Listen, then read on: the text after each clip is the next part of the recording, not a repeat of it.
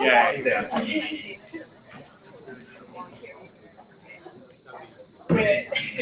Ready?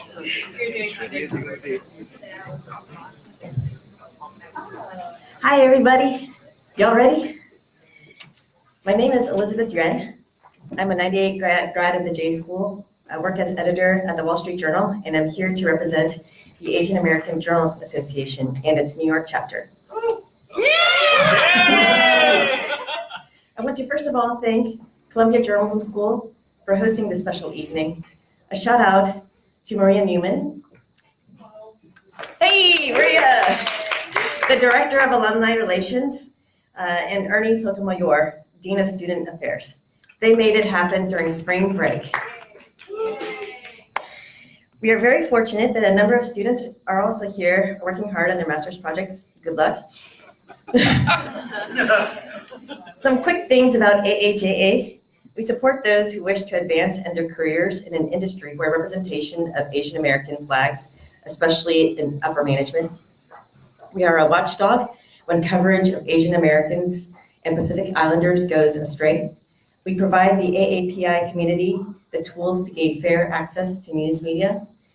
Our national convention will be in Atlanta from July 31st through August 3rd, and I encourage all of you to go. Also, the deadline to apply for Voices and all expenses paid student fellowship program that takes place during the convention is this Sunday. Now to our event. You have at your seat an index card. If you have a question for the Q&A, write it down and we'll collect all along the aisles beforehand. The hashtag for this event is Columbia AAJA. We are live streaming on Facebook and ask that you kindly silence your cell phones.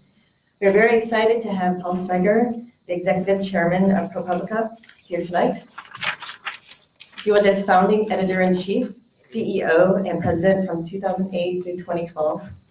Prior to that, Paul served as the managing editor of the Wall Street Journal, where his staff received 16 Pulitzer Prizes. ProPublica also won back-to-back Pulitzers when he was editor-in-chief there. I also want to read some testimonials for Paul from a couple attendees here. One wrote, he was a trustee at Knight Foundation when I was an intern, straight out of college, and he offered early encouragement in my career. Another wrote, I haven't seen Mr. Steiger in 24 years, and I'm simply looking forward to saying hi. Paul Steiger is the person who steered me.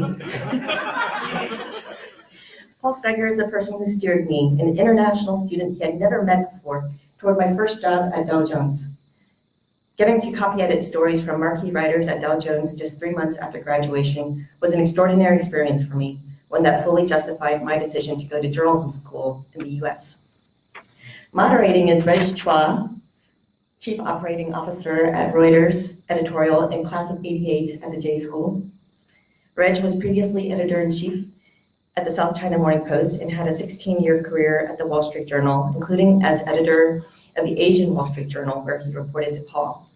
He has a funny story about meeting Paul for the first time a few years earlier. Please join me in welcoming Paul Steiger and Reg Chua. Oh, all right. Well, welcome everyone. If you're here for the Ethereum conversation or meeting, don't leave because Paul and I get paid depending on how many people are in the room. So just stay. So I will start with how I met Paul. So I joined the Asian Wall Street Journal in 1992 as flipping correspondent. Shortly after that, I was brought to Hong Kong for the all-staff meeting, and at dinner, there's a place seating, and I've got my seat, and there's a guy sitting next to me. The name is Paul Steiger. And of course, I who's Paul Steiger? And so I ran over to one of the senior people. I said, who's Paul Steiger? And he said, managing editor. So I spent, you don't remember any of this, but I spent the whole night trying to impress this guy who obviously didn't remember any of it. Paul, of course, you should all have done your homework, does not need an introduction, even though you got one, and a nice one. And if you do, just come afterwards and I'll tell you who he is. But let me just start. So ProPublica, right? Now, the landscape has changed massively since you started ProPublica. It's full of nonprofits now. The Institute for Nonprofit News has 100 8, 9 members at last count. But now that clearly wasn't always the case. And while there were nonprofits before ProPublica, the Center for Public Integrity, Center for Investigative Journalism, you're certainly at the start of the modern era, and in some ways you might have created the modern era, and ProPublica is definitely the 800-pound gorilla of nonprofit news, not just here, but all around the world. So take us back to 2008, right? You had a wonderful grant from the settlers that gave you a fantastic runway, but you must have had a lot of questions. You'd never done nonprofit journalism. It wasn't that big a thing. What did you think, that it would become? What did you get right? What did you think about? What did you foresee that was right, and what were you just completely, baffled by or surprised by? Well, first of all, one of my laws is that it's better to be lucky than smart. And the timing could not have been better to try to start a new kind of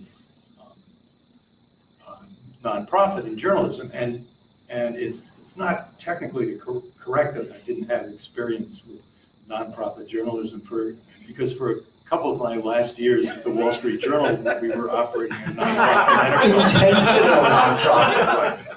In this case, the goal was to be supported by donations, and we had tremendous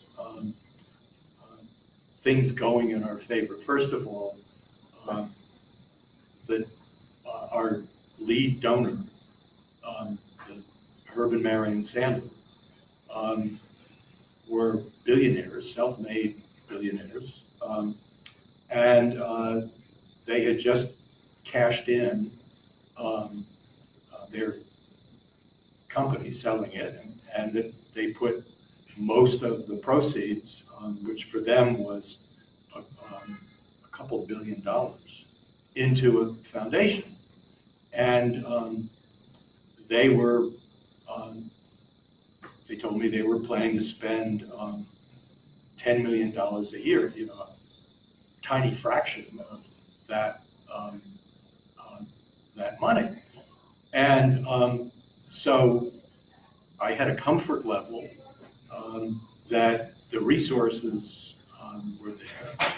I had a second comfort level in that they accepted my notion that I should be responsible for the content. I should be responsible for hiring and, if it became necessary, firing the staff, but that we would count on not just money, but guidance from them about the business aspects, and the Sandlers embraced that fully. So, and then one more thing is that I did not think ProPublica could work as sort of a retirement home for laid off journalists. That, yes, some people who had taken buyouts or had been laid off were really good, and we hired them and they performed very well for us. But we wanted to be able to pay market rates so that we could hire people who already had jobs. And so, we ended up hiring from places like the New York Times and the Washington Post. And the most extraordinary thing is our opening round. We were trying to recruit a total of close to 25 people. But we ended up taking 5 of them from the Los Angeles Times. And this is not something that I particularly wanted to do, because prior to my Wall Street Journal experience, I spent 15 years at the Los Angeles Times, and the idea of raiding my old place made me feel a little embarrassed to say the least. But we were helped by, raise your hand if you've heard of Sam Zell. Okay, there are a few liars in the room. Sam Zell was a Chicago real estate magnate who literally would drive his motorcycle into the office, not park it outside. He acquired the company that was an amalgam of the old Tribune Company and the Old Times Mirror Company, two big newspaper companies, for essentially nothing. I mean, he raided the pension funds of the employees to get the down payment. And his first big event was to visit the Washington Bureau, in which he used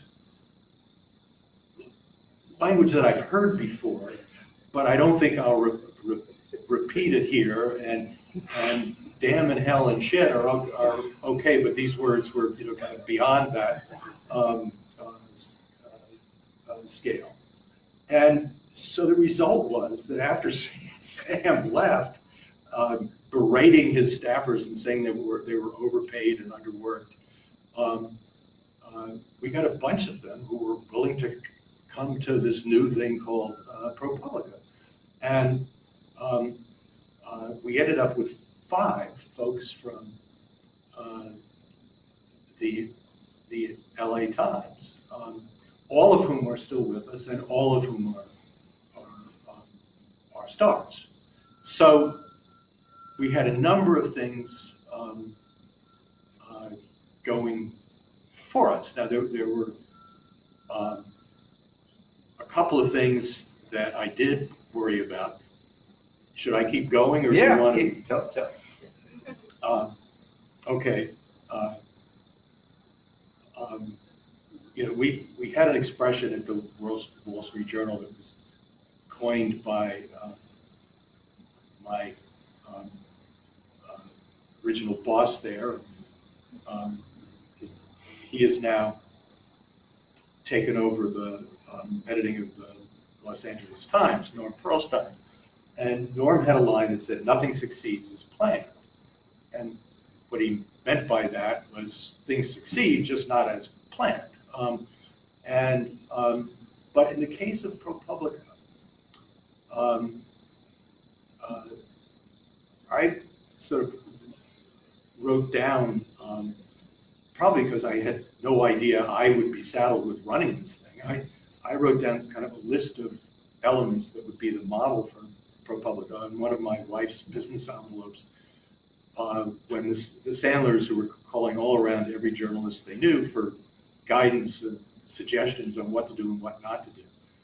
So I wrote these things down, and then a few months later they came by and met, and I talked them through it, and they said, yeah, well, we really like that, will you run it? And I was committed to the Journal to the end of the year, but fine. I was going to do it, but there were the basic elements were that we would be nonprofit, we would be paid for by donations, and everything that we did would be free, and it would be on our website, and we would seek donations, first of all, from the Sandlers, but if we needed more, we could point to the fact that there was a desperate need, growing need for investigative reporting, because as the newspaper industry was being crushed and some other elements of journalism were also being hurt, the 2 biggest areas of layoffs were foreign reporting and investigative reporting. And so the watchdog element was in danger of disappearing altogether. So I thought we had a good message. But there was only one problem with this, which is nobody had ever heard of us. When we came up with the name, we couldn't decide at first how to pronounce it, and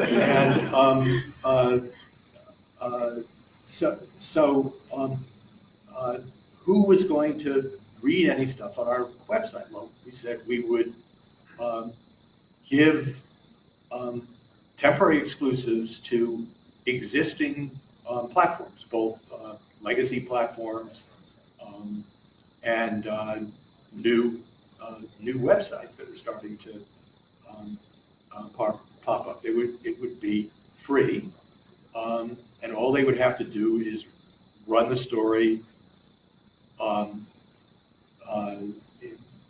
in its entirety, and they could edit it, but only with the edits we had to approve.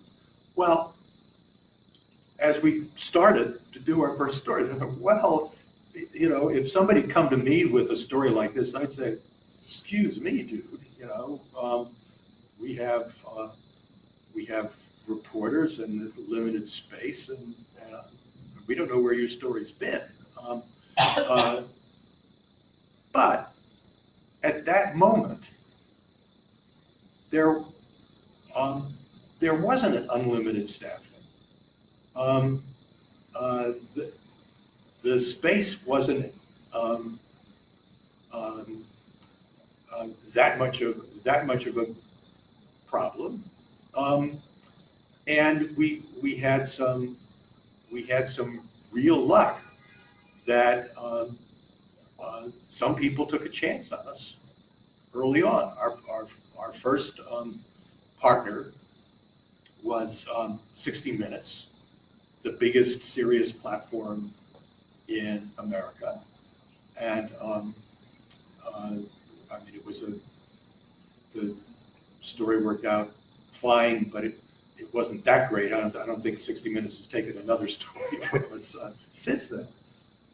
But our second partner was the Albany Times-Union, small paper, but we learned something really big from this. The story in question was our first fracking story. Raise your hands if you know what fracking is. I believe you.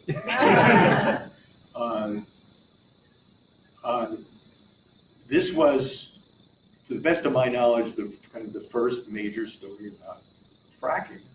And the state of New York had said that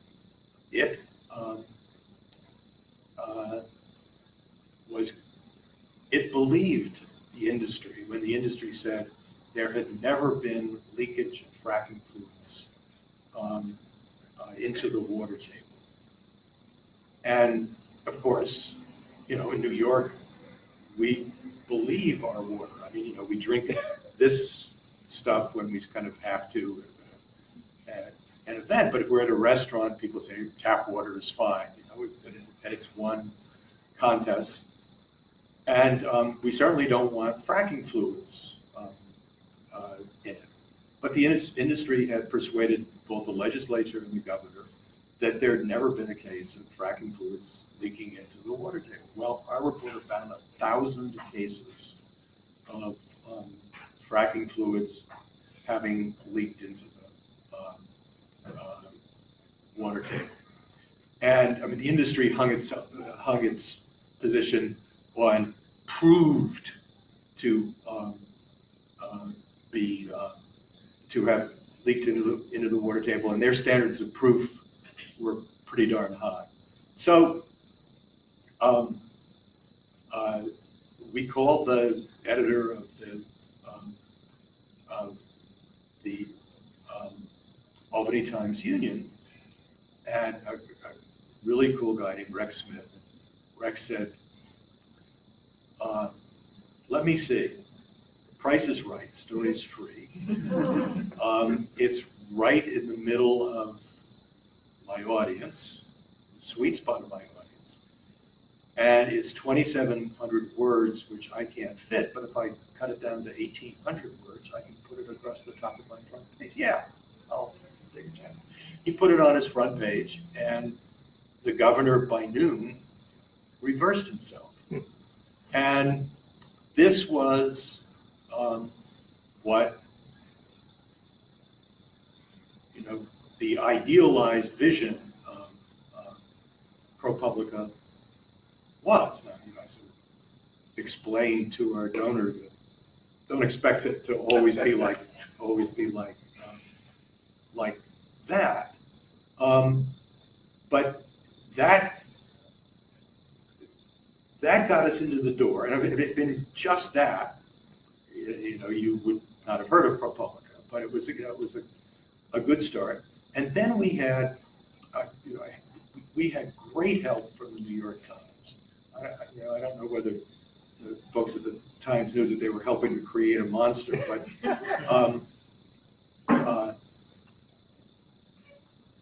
Arthur Sulzberger,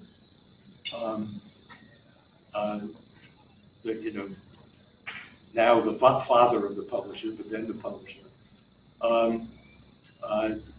told his top two editors that he was not urging them to use our stuff, but that given the way the world had changed, and given that he didn't trust me at all, but given that my managing editor, a guy named Steve Engelberg, had worked for him for 15 years, and had also edited The Sun, who was going to be the publisher. He said, if you like the story, I've got your back if you want to use it. And by the fall, they had, I won't go to the details of the story, but it was a scoop that we'd gotten out of Washington and the Middle East about a sort of mini Pentagon Papers, very mini Pentagon Papers. The Army had commissioned a report on how well the war in Iraq had been prosecuted so far. And there were some positives, but there also were, some negatives. And we got this document, and when they mentioned this to the Baghdad bureau chief, he wasn't very enthusiastic. He said that they're giving it to you to run Sunday. I know about this report. I can have it in time for you to run Monday. And the top editors thought for a second and said, well, that's very nice, but if we can run your story on Monday, we will have read it in the Washington Post on Sunday. And so they put it on the front page. We agreed to let one of the Times people contribute something to the story. That was fine. And we agreed to have his byline appear on the story, and that was fine. And we agreed to have his byline be first, which was pushing it a little bit, since our reporter had done 90% of the work. Right. But we understood the rules. So, and they, God love them, they put it at the top of their Sunday front page. And then there's one more piece. Can I? Yeah, no, absolutely. One of the reporters we hired in the first wave was a brilliant young woman named Sherry Fink. Sherry has MD and PhD degrees from Stanford, but somehow she wants to be a journalist, and she's a damn good journalist. And she had this amazing story about the aftermath of Katrina in New Orleans, in which this hospital was completely cut off by the floodwaters. and they'd lost all powers. The doctors were running the ventilators by hand, and the doctors began to fear that they would not be able to evacuate some of their elderly and very sick patients. So the fear is understandable. The next step was not so understandable. They said, well, there are, I forget what it was, a dozen or 15, who we don't think will be able to evacuate because of their condition. So they decided to give them lethal doses of morphine, which would ease their pain, but the rest of the result wouldn't be so terrific. And you know, a dozen of these people died, but there were others. For example, there was one who was marked for death, but she had some, I forget, relatives or friends who were in the hospital, and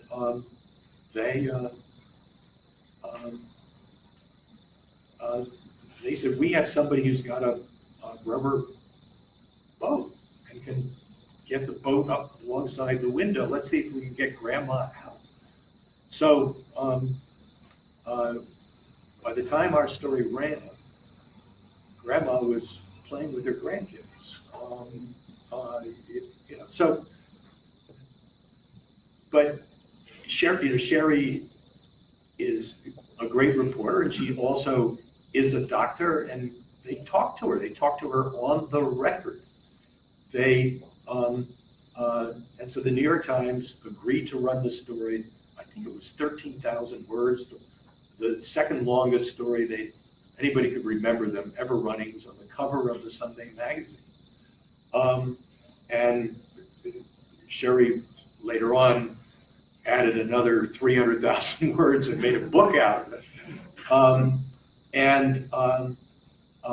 But it won both the Pulitzer, because we entered it in the Pulitzers, and it won the National Magazine Award because the New York Times entered it for the National Magazine Award.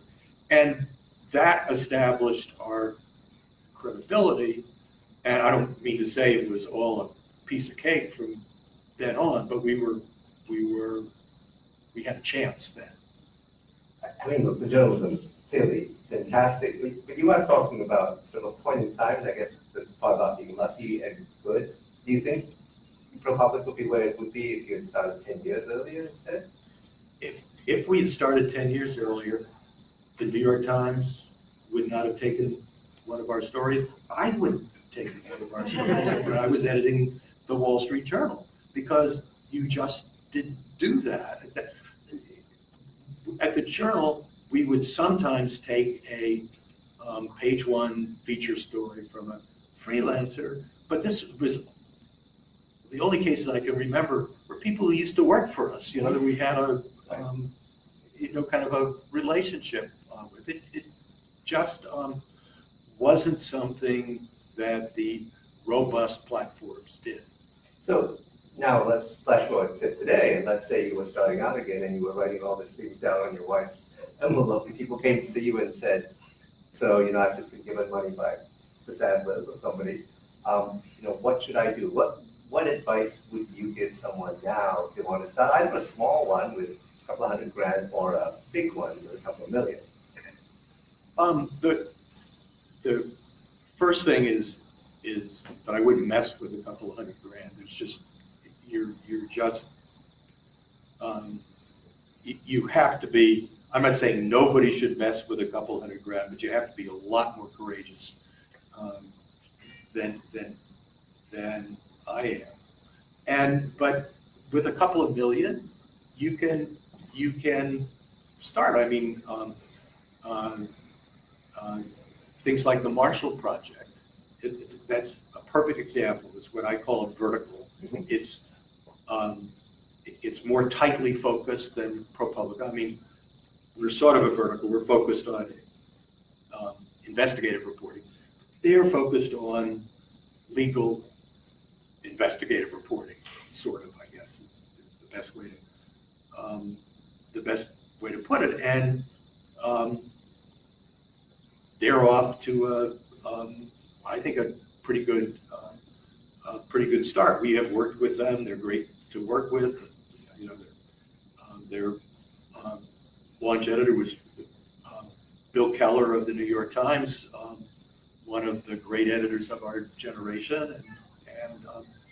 But the key thing is, one key thing is, you need to, you're much better off, let's not use the word need, but you're much better off having money up front, not having to, run a few, produce a few stories and say, hey, people will say, hey, we can do something with this.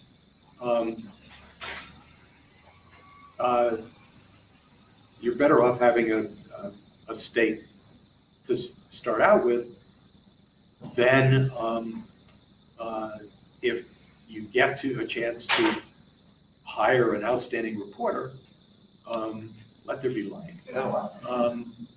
If you get a chance to hire an outstanding reporter that you didn't have in your budget, you have a chance to do that.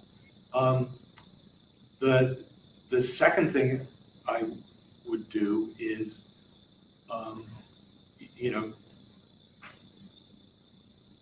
write down a list of all the people that have decision-making power over what other platforms, new or old, are doing, and to see if they'll take your phone call when you have stories. And then the third thing is to figure out very carefully what it is you want to do and what it is you don't want to do. Because if you try to do everything, you're going to fail. Would you do anything differently today? Would you make ProPublica more focused on topics if you can't do it all over again today, if you were starting today? I would not, because the mission being investigative reporting, accountability reporting, I think was tight enough for us, and it allowed us to seek a broader swath of donors than if we had been more narrowly focused, and we had unusually strong launch funders. I mean, I remember going to the Sandlers and saying, look, I know you don't believe in contracts, which is fine, but would you be willing to commit to 3 years so that I can say to people that I'm trying to recruit from the Los Angeles Times that if you do well, you'll have a job here for at least 3 years? And Herb Sandler said, sure. He later told me that if I'd asked for 5 years, he would have said yes. But 3 made me feel that I could, with a good conscience, take somebody away from an established platform. So I want to talk a little bit about how you see the world of journalism, and then I think afterwards, because we are probably among the oldest people in the room, we'll talk about advice for younger journalists and where they should go. But so at the time that you started ProPublica, you were obviously worried about the state of investigative journalism because it was rapidly getting diluted. I guess, would you say at this point, given the growth of all the nonprofits and all of the investigative journalism has actually come back in a big sort of roaring way, people are really good about it, and that there's paucity elsewhere, such as in local news and so on. How do you look at the landscape these days, and where are the holes you think that need to be filled? First of all, I think that not just us, but the re-embracing of investigative journalism by traditional platforms and outfits like BuzzFeed that started off doing listicles and cat videos, and now has like a 30-person investigative reporting team doing a terrific job. The newbies are also doing. So the falling knife has been well, but there are, the knives are still dropping, and so I don't think we can say that the problem has been solved. And you put the finger on what is the focus du jour, but it's the right focus, which is on local reporting. But an aspect of local reporting that is particularly vulnerable is investigative reporting. And we have launched a couple of initiatives that are off to a great start in local investigative. You want to talk about it? Not sure if it knows. Okay, one is we wanted to see if our model would work at the level of state and local. So our brilliant president and with help from our brilliant editor and chief, who took over for me after the first 5 years, and who I brilliantly hired in those positions. But they got a grant from the Ford Foundation that would allow us to start an Illinois, ProPublica Illinois, it's called, not very creatively. And they're off to a very good start. Did a collaboration with the Chicago Tribune that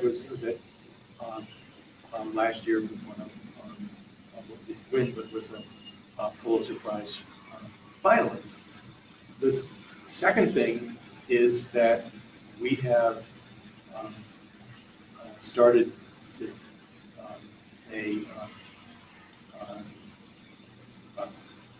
forgetting what the initials are, but it is a local LRN, Local Reporting Network.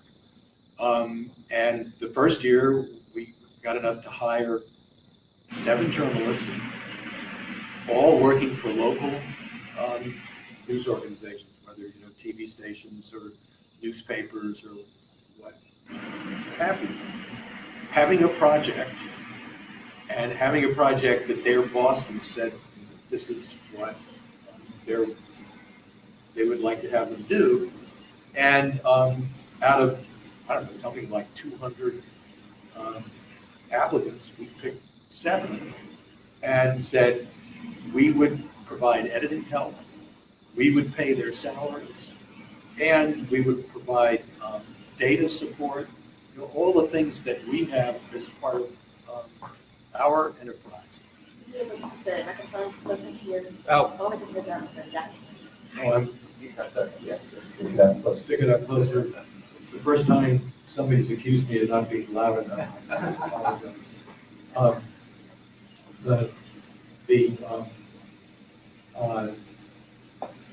The first year, we got a bunch of excellent stories from all around the country, so that the grant was renewed, and this year we have I think it is 14 plus another 7 to do state-focused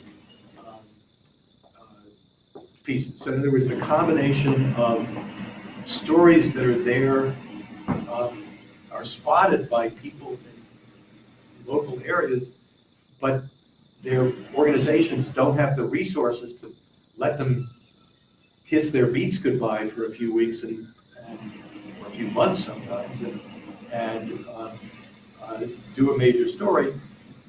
We are providing both the salary resources and the technical and editing resources, and so far it's working very well. So these it will be a while to see how well and how much it can be expanded and we're not the only one doing stuff like this now. There are other, Report from America. right, exactly, run by good people and all that. Now, this does not solve the problem of local news. I mean, the problem of local news is that people are just, advertising is going away in almost every place. So you have to get the readers to pay. And, you know, the New York Times and the Wall Street Journal can do paywalls. But your typical local paper has got to really think hard to figure out something that will get people to pay for local news. We can all say they should. We can make them viable citizens. You know, all kinds of things which are valid about the usefulness of local journalism. But if people on the 18th hole are arguing about the President of the United States and New Zealand and what they're thinking about locally is how the high school football team is doing, it makes it tougher to get them to pay. I'm not saying it's impossible, and I think that some version of what the Guardian is doing, where first of all they have a big slug of money put away as a base, but they're asking people to sign up and be members, on public television. That may work. The folks at the Guardian say they think by this year or next they'll be breaking even. So there are ways to experiment, but it's a challenge. I think local news is a challenge this year, and it's going to be a challenge next year. So let's take that and sort of pivot it around to the people in the audience, given that they all have to find jobs, and clearly you're doing your bit to get jobs for them. But, what would you say, there used to be a traditional path for young journalists, right? Start up in a small market, move your way up. One day, Wall Street Journal, New York Times, Washington Post will hire you. And they're all still successful organizations. There's hope there, but a lot of the intermediate jobs have gone away. What's your advice? What's a good career path for a young journalist now? That's a great question, and I think it's much more challenging than it was.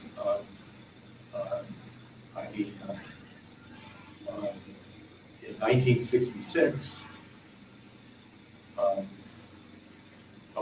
Bronx boy who grew up in the suburbs decided he wanted to live in San Francisco, and checked. There were no jobs in the metro papers because they had just had a merger gone down from 4 papers to 2. The union rehire list a mile long.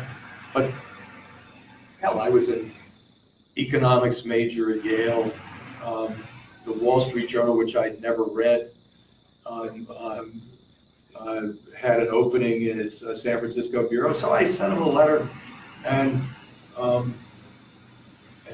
they asked for a few clips, which I would hate to read today. And I said, sent me a note back saying, "Kid, if you can get yourself to San Francisco, you've got a job." And would you have hired yourself? Not a chance. Not a chance. I mean, just look at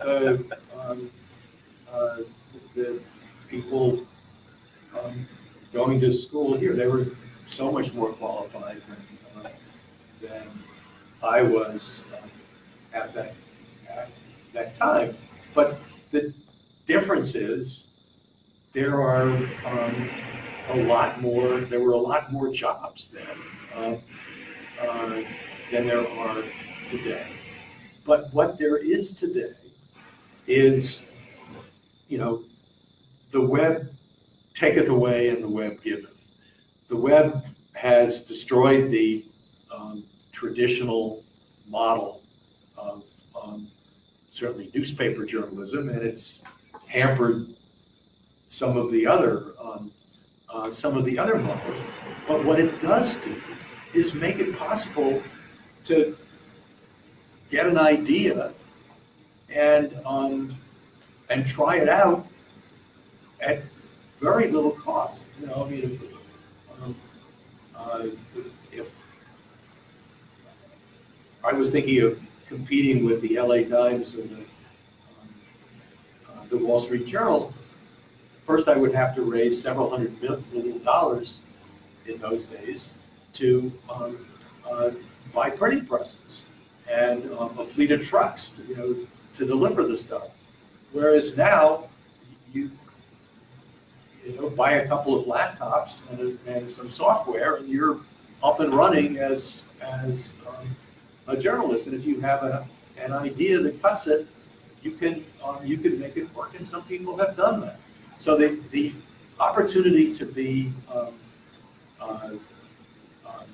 creative and aggressive and to do it before you have 2.5 kids and a mortgage is much greater now than it was, and witness some things that are pretty exciting that have been done in the last several years. So to me,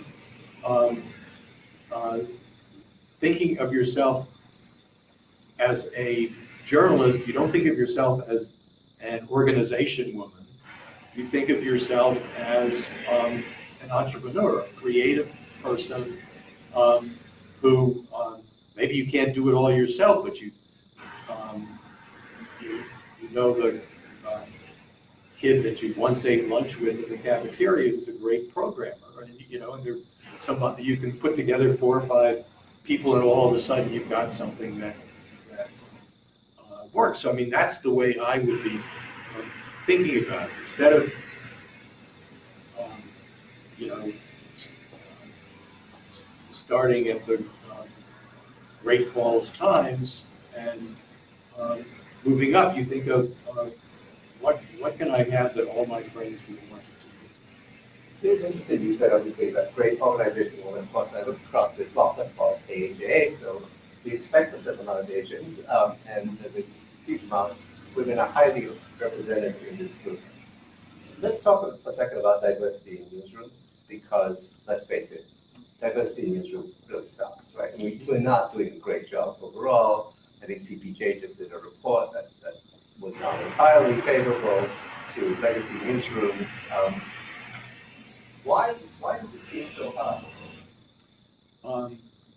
You know, that is a great question. And back in the day when you and I were working together, I could remember saying, if you've got an opening, you can't fill it until you hire someone of color, and occasionally that would work, but then we would have the revolving door thing. Sorry. Then we would have the revolving door thing. You know, the person would be hired for a year, and then the spot would go empty because there wasn't enough support for the person we picked. But and you know, and the journal did better than a lot of other people, but it was not nearly good enough. One thing that allows you to make a difference is if you can be in an environment where you're hiring more than a few people at a time. And I am anticipating that you might ask about this. You know, last year, ProPublica vastly increased its size. We hired 24 full-time staff people. Half of them were people of color, and half were women. Some of the people of color were also women, you know, I mean, there are liars, damn liars, and statisticians, but even so, hiring 12 people of color would have put you at the top of the scale in the news business. And the result was, I mean, our newsroom was not great, but it was relatively better than a lot of others. But now the total full-time staff is 36% minority, up from 28% a year ago. 28% was pretty good in our business a year ago. Nothing to be proud of, but still better than most others. In just the newsroom, it's 31% people of color, up from 24. And just by comparison, Americans are about 38% non-white. For the second year in a row, more women than men work at ProPublica. It's in the newsroom, it's close. 51% of the staff is male. That, alas, does not mean that 49% of the staff is female, because let's see, 4% does not specify. So you know, so we don't know for sure what the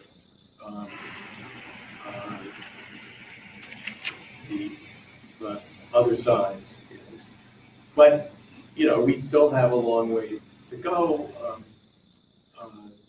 You know, only 5% of our staff is African American. We need to do much better there, and we're doing well with Asian Americans, but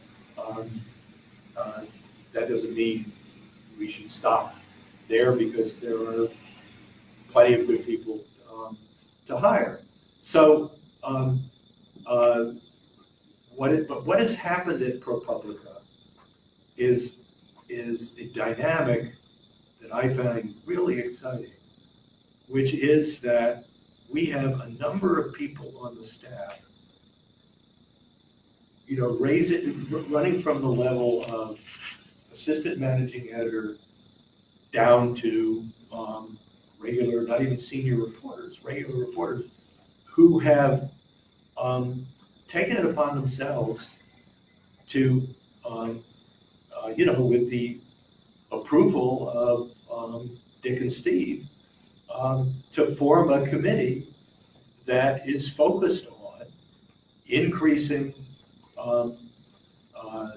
the diversity of our newsroom, and to the extent that we can, helping to increase the diversity in the industry generally. And so they have done things like the Online News Association has this mentoring program. The committee came to Dick and Steve and said, you know, we would like to, until further notice every year, host a breakfast at that session where we talk to people about the importance of mentoring, and offer some of our experienced people, both young ones and older ones, to try to help people, you know, get around the barriers, not be part of that revolving door situation. We provide scholarships, small ones, but for like a dozen people of color to go to the you know, the association meeting of their choice. And I was dragged into you know, reading some of the applications.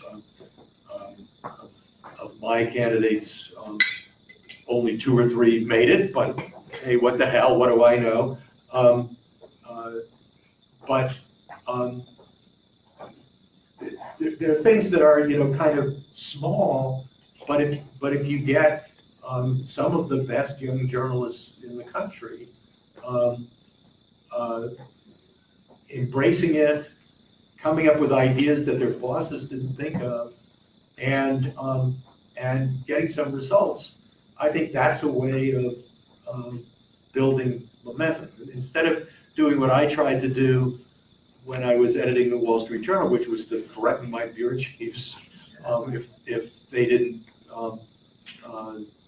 succeed.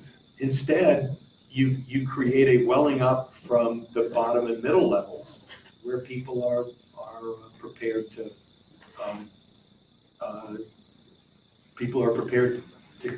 think about ideas that would have worked with them. So let me squeeze that and I'll open up to the floor after that. But I guess, when you talk about the notion of, people on staff who, essentially come back to management and say, why don't you do this, why don't you do that? So I mean, in some cases, I know people will worry that they get branded as, troublemakers and, why don't you focus on writing good stories? I mean, clearly you, and I know I've worked with you, you're an enlightened boss that wouldn't do that, but clearly that's a fear in people's minds. Do you have any advice on how they might wind up approaching? Yeah, look, it's not an illegitimate fear. And there's a balance to be struck. If you spend too much time being a den father and not enough time doing stories, you're going to get fired. I mean, that's life in the city. But there's a way to walk the line where people see that you're showing leadership and you're still producing good stories. Okay, I see there's a gazillion questions coming, written questions. This is definitely an Asian audience.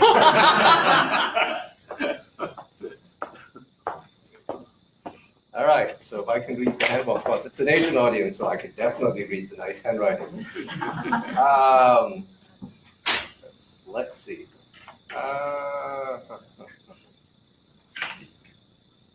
Okay. Investigative journalism is a prestige field that doesn't always feel open to those who don't come from privilege.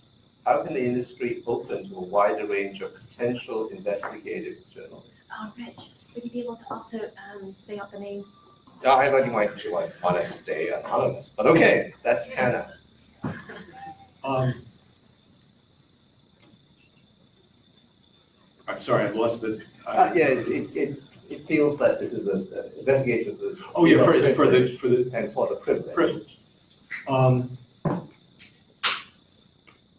Okay,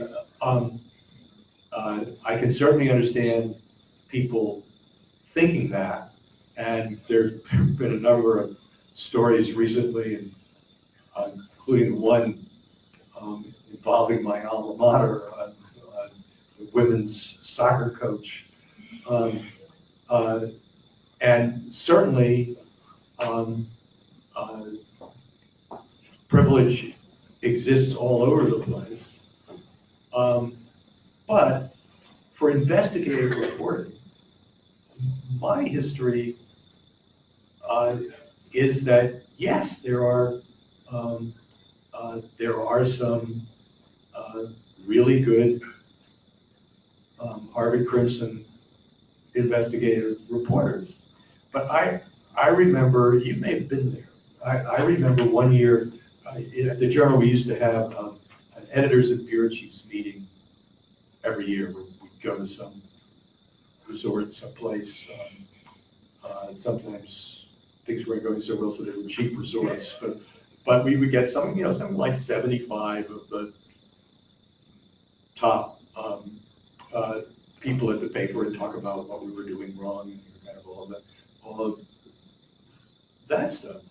But I created 2 panels and had them address to their putative bosses what the bosses were doing right and what the bosses were doing wrong. And one group were the super writers.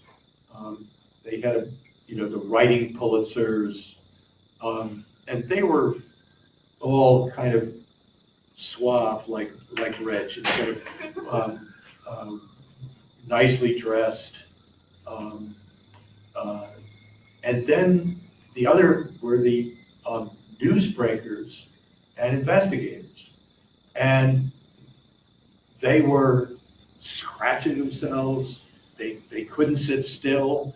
And unlike the suave ones, they didn't go to Ivy League schools. They went to public colleges, and some who did go to Ivy League schools looked like the other ones, and they would go through a wall to get a story. They would run into a brick wall to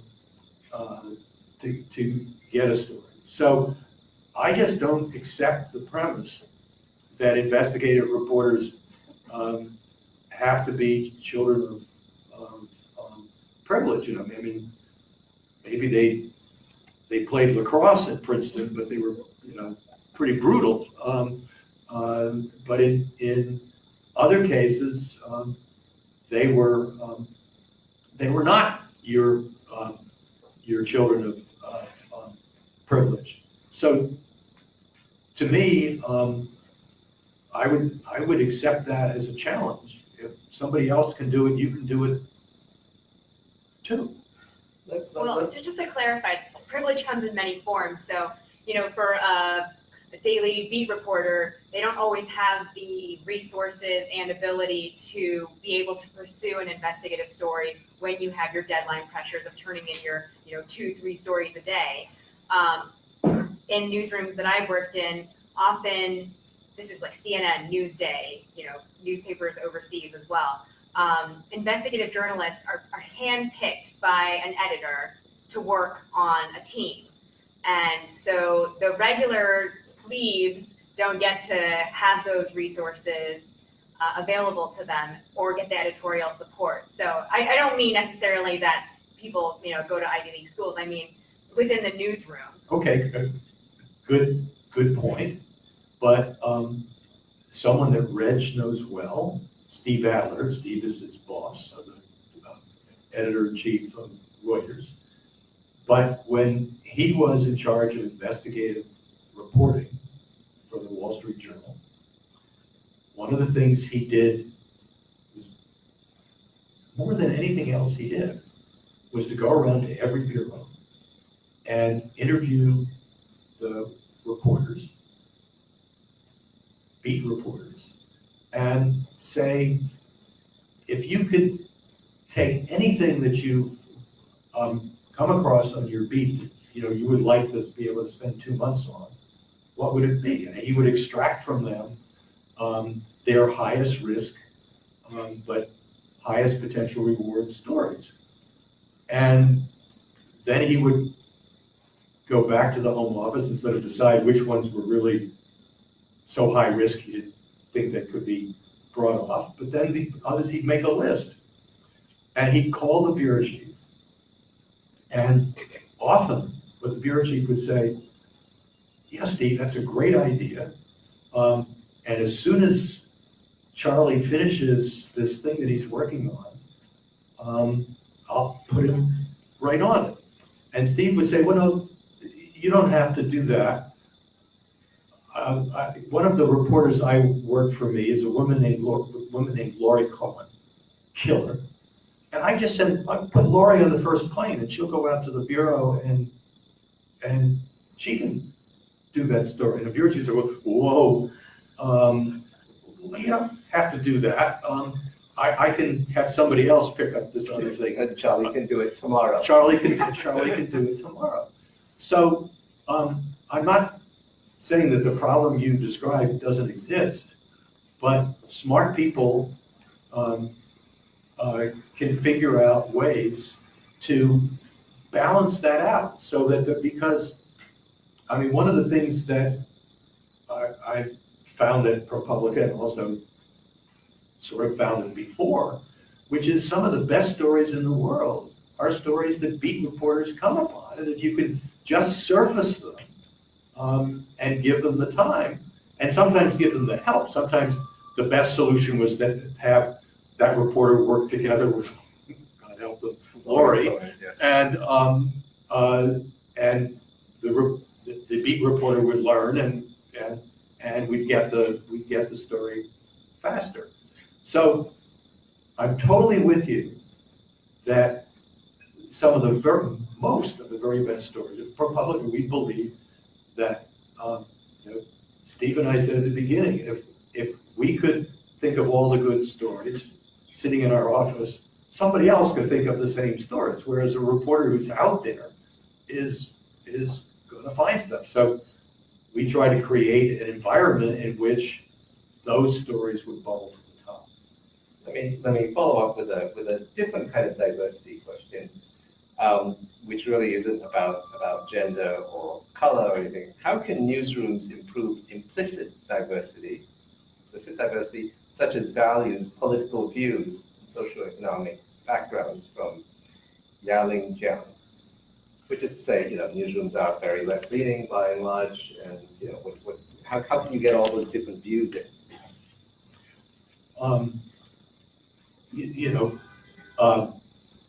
This is not something you can just snap your fingers on. I mean, for one thing, there are people of conservative values who are interested in journalism, but there are relatively fewer of them than folks of kind of save the world values who get interested in journalism. But there is if you scratch hard, you can find people, and I don't mean to have a political test, say, okay, Republicans over here, Democrats over there, and we'll take two from there and two from the other side. But to first of all have regional diversity, because if you have regional diversity, you'll get some of those attitudes. I mean, one of our both favorite people is now retired editor at the Wall Street Journal named Barney Collane. Barney grew up in a small town in Missouri. His father was a Baptist preacher, but he went to the University of Missouri journalism school and became a big man on campus and became a terrific journalist at the Wall Street Journal. And when Barney retired from the Journal, people at the paper had a set of T-shirts made. And the T-shirt said, "What would Barney do?"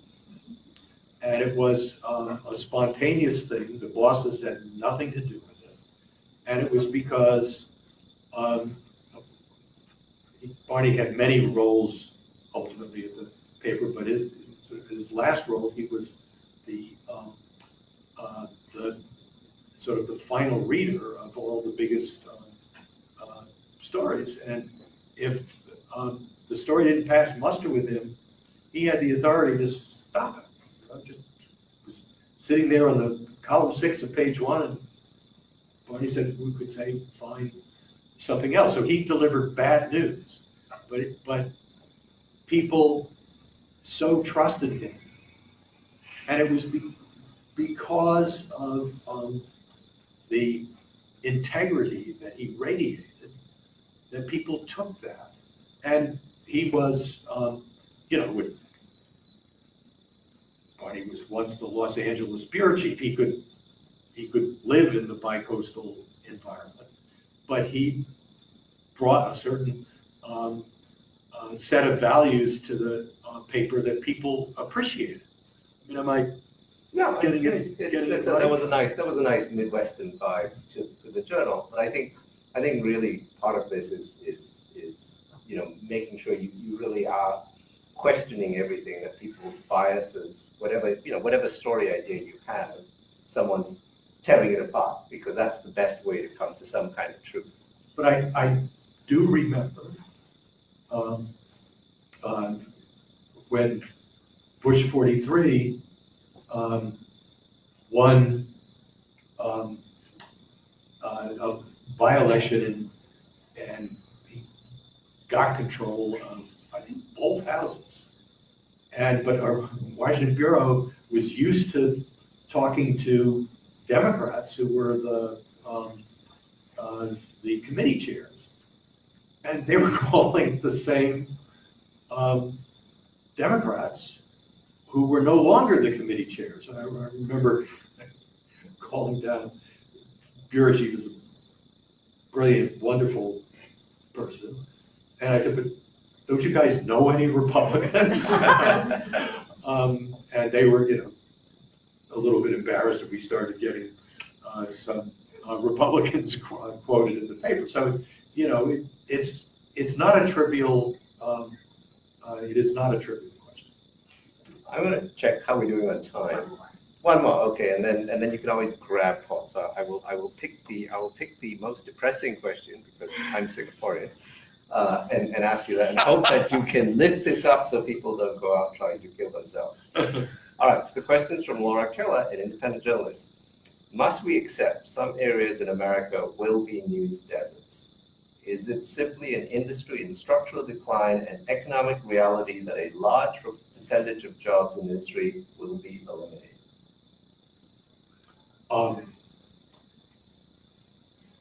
The answer is, in my view, and this is just one person's view, is that there are going to be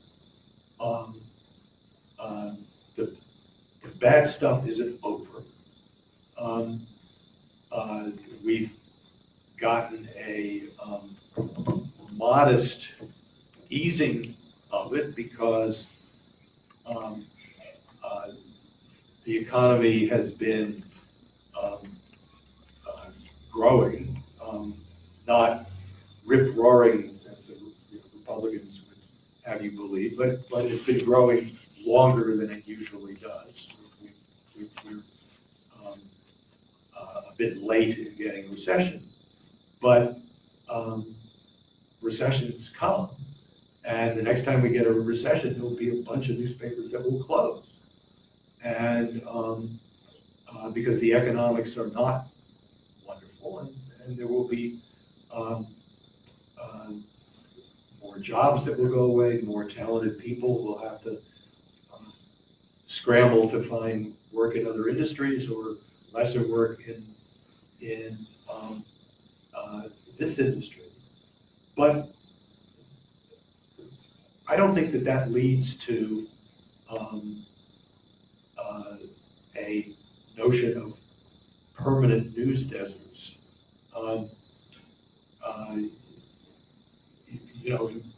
In California, still near and dear to my heart, I worked there for 10 years. And my two older girls live there, my grandsons live there. But for most of the last dozen years or so, people were thinking there was going to be a permanent drought in California. And lo and behold, 2 years of rain, people have said the drought is over. Well, now, droughts come back, but the point is, I think that when you have a news desert, it creates an opportunity for some bright 22-year-old to think of a way to generate news that people will pay for. And, you know, I mean, one of my heroes from my privileged perch at the Yale Daily News, people I never knew, one of the two of them died before I was born. But there were these two kids in the 20s on the Yale Daily News. They'd gone to the same high school. They were buddies. And they figured out that, you know, what Americans really were looking for was something that would summarize the news for them every week in a crisp, easy to read, inviting fashion, and would allow them to, you know, not have to read and collect it. You know, they'd go to the library and get 20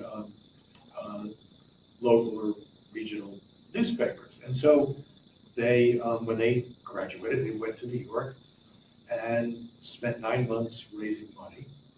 And then they started something that they called Time Magazine. And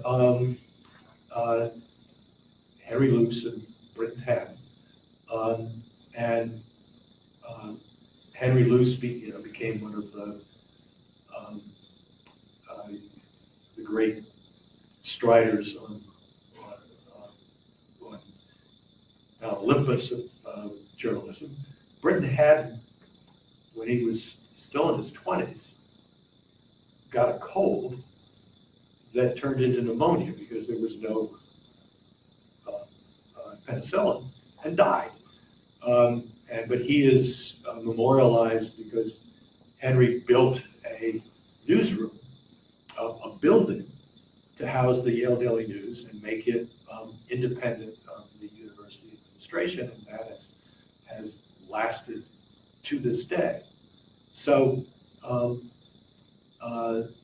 if you can, a news desert to me is the ideal place to look for opportunity. Thank you, Paul. And you don't even have to be 22. You could retire from the Wall Street Journal and start an entire new industry. Thank you very much to Paul. Thank you, Paul. Please join me in thanking Paul Steiger and Reg Chua. And for those of you who are joining Paul and Reg at the Italian restaurant Bettalona, see you there. And if you wish to join and haven't RSVP'd, please see me. You're all welcome to join. The restaurant is ready. Thank you, Columbia Journalism School. Thank you, Maria Newman, Director of Alumni Relations, and Ernie Sotomayor, Dean of Student Affairs. And thank you all for coming. Have a wonderful evening.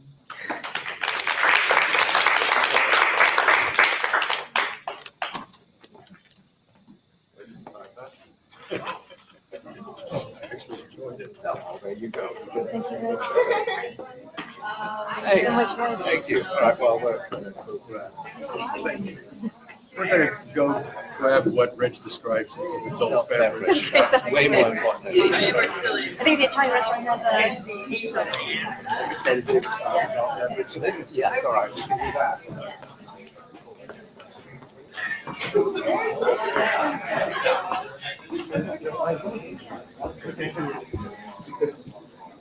I could tell you were paying attention.